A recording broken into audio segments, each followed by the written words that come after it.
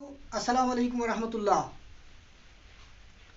Government bias high school شمناگ, محمد سعید شاہ, class 10th, subject Urdu. ہمارا آج کا موضوع رہے گا خواجہ غلام السیدین کا تعارف اور کارنامے. پیارے بچوں, خواجہ غلام السیدین ایک عظیم شخصیت تھی.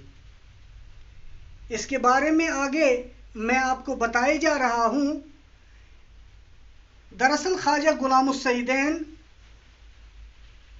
خواجہ غلام الثقلین کے گھر میں, جو کہ خود الطاف حسین حالی صاحب کے خاندان سے تعلق رکھتے تھے, 16 اکتوبر 1904 کو پانی پت کے مقام پہ پیدا ہوئے. یعنی خواجہ غلام السیدین جو ہیں, ان کے والد صاحب کا نام خواجہ غلام الثقلین ہے, اور ان کا تعلق, ان کا رشتہ, ان کی قبیلہ داری وہ جو ہے مولانا الطاف حسین حالی سے جا ملتی ہے. خواجہ غلام السیدین 16 اکتوبر 1904 کو پانی پت کے مقام پہ پیدا ہوئے ہیں.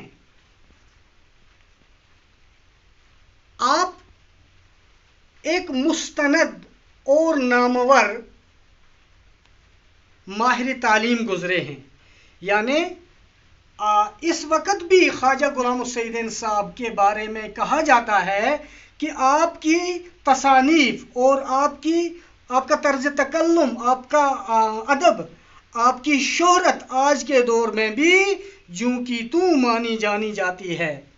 یعنی یہ ایک نامور شخصیت. نامور کو ایسے نہ پڑھنا یہ نامور پڑھا جائے, نہیں, نامور, مشہور, فیمس, نامدار ہے, ایک مشہور نام رکھنے والا.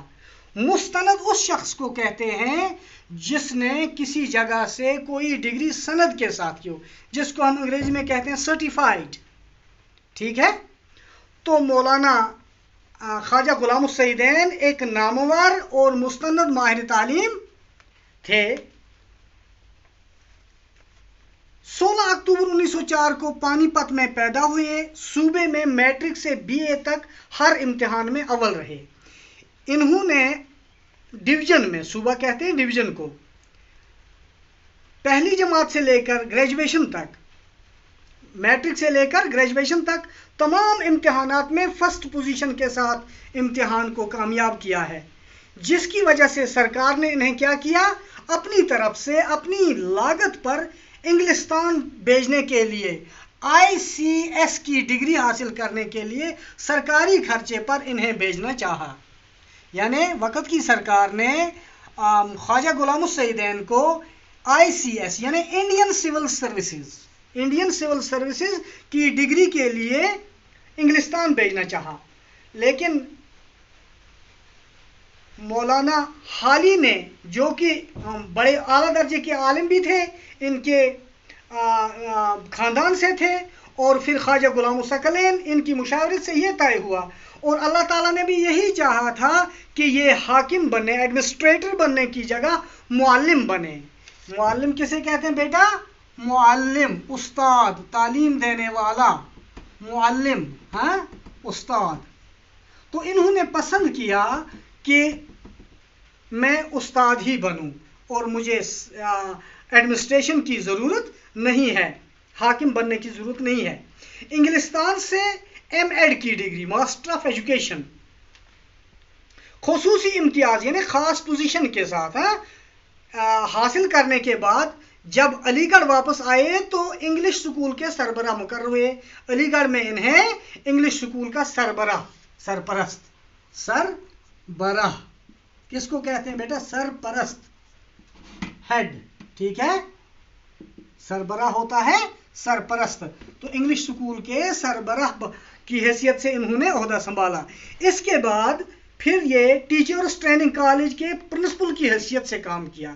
ٹیچرز ٹریننگ کالج کے پرنسپل کی حیثیت سے انہیں عہدہ ملا, اور اس کے بعد انہوں نے ریاست رامپور میں مشیر تعلیم, میں نے یہاں مشیر لکھا ہے, مشورہ دینے والا, مشیر تعلیم کی حیثیت سے انہوں نے وہاں بھی کام کیا، اور ریاست جموں کشمیر میں جو کشمیر ڈویژن ہے، صوبہ کشمیر ہے، تو یہاں کے لیے انہوں نے ڈائریکٹر اسکول ایجوکیشن یعنی ناظم تعلیم کی حیثیت سے بھی کام سر انجام دیا ہے۔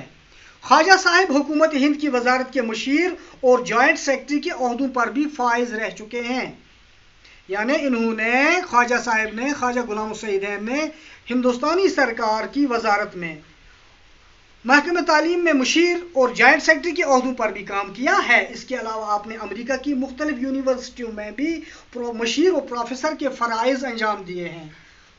فرائض ذمہ داریاں ہیں جی، فرائض کا مطلب ہوتا ہے ذمہ داریاں، ذمہ داریاں۔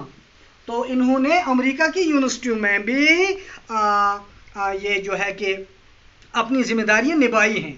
خواجہ غلام السعیدین تحریر و تقریر، تحریر کس کو کہتے ہیں؟ جو لکھا جائے، اور تقریر اسے کہتے ہیں جو بولا جائے، ٹھیک ہے؟ گویا معلوم ہوا تحریر و تقریر سے مراد ہے لکھا ہوا اور بولا ہوا، دونوں پر یکساں قدرت رکھتے تھے۔ قدرت مطلب ہوتا ہے گرفت رکھنا ہے جی، قدرت کا مطلب ہوتا ہے اس پر قابو رکھنا، ان دونوں چیزوں پر انہیں قابو تھا، ہاں گرفت تھی۔ کن دونوں چیزوں پر؟ تحریر پر بھی اور تقریر پر بھی۔ اگرچہ ان کی تحریریں زیادہ تر انگریزی زبان میں ہی ہیں، لیکن اردو میں انہوں نے روح تہذیب، کیا اردو میں کیا ہے ان کی؟ روح تہذیب، اور آندھی میں چراغ،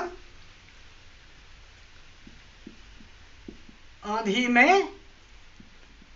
چراغ، اور اصول تعلیم وغیرہ،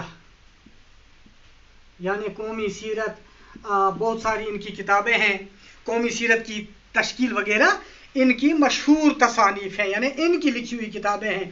قول و عمل دونوں کی حیثیت سے وہ ایک سچے معلم تھے، جو کچھ کہتے تھے وہ اس پر عمل بھی کرتے تھے، اور خود ایک پریکٹیکل لائف کے طور پہ اپنے قول کی جو ہے اس کی مثالی طور پہ اسے قائم کر کے اسے لوگوں کے سامنے پیش کرتے تھے۔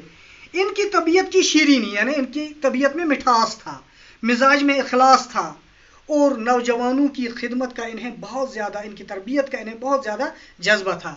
ان چیزوں کا ہمیں ان کی تحریروں سے بھی جو ہے کچھ ملتا ہے، ان چیزوں کی وہاں سے بھی ہمیں جو ہے کچھ چیزیں ملتی ہیں کہ جن پر انہوں نے کام کیا ہے، اور نوجوانوں کے لیے جذبہ تحریر ہے، ان کی تحریر سے وہ ظاہر ہوتا ہے، عیاں ہوتا ہے۔ اخلاقی خوبیوں پر تحریر کیے ہیں۔ اقبال اور انسانیت اسی کتاب سے ماخوذ ہے، تو جو انہوں نے نوجوانوں کے لیے کتاب لکھی ہے اسی کتاب سے کیا؟ برگزیدہ شخصیات کی سوانح، اس کتاب سے ایک موضوع چنا گیا ہے، اقبال اور انسانیت، جو انہوں نے خواجہ غلام السعیدین نے لکھا ہے، اور وہ ہماری کتاب کا آج کا لیسن ہوگا۔ انہوں نے یعنی خواجہ غلام السعیدین نے 19 دسمبر 1971 کو علی گڑھ میں اس دنیا کو خیر باد کیا، اور یہ اللہ سے جا ملے، کوچ کیا، وفات پائی، اور معلوم ہے ان کا جو ہے ان کا مقبرہ کہاں ہے؟ انہیں جامعہ نگر کے قبرستان میں دفن کیا گیا۔ کہاں؟ جامعہ نگر کے قبرستان میں، جامعہ نگر انہیں یہ مدفون ہے، کہاں پہ؟ جامعہ نگر میں۔ تو پیارے بچوں، اس کے ساتھ ہمارا آج کا موضوع خواجہ غلام السعیدین کا تعارف اور جو کارنامے تھے وہ مکمل ہونے جا رہا ہے۔ شکریہ، السلام علیکم۔